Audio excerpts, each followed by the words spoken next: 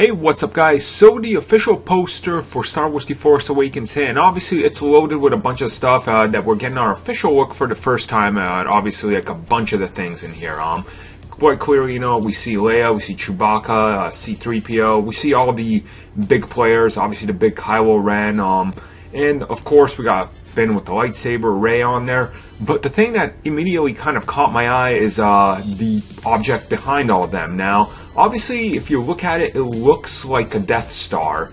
And I'm going to be inclined to believe that this is the rumors that we've heard before, that this is going to be the Starkiller base. Now, the best way to describe this was out of a few kind of like leaked things from Korea and some cards and things like that, that said instead of the Death Star, where it of course destroys an entire planet, this would actually annihilate whole star systems as a whole. So they're trying to pretty much one up what the Empire did with the First Order. So that sounds pretty cool, and chances are that this is going to be that weapon. I don't see why it wouldn't be, unless the Starkiller base was just kind of like a code name to throw people off, and then people caught on anyway, which wouldn't make sense.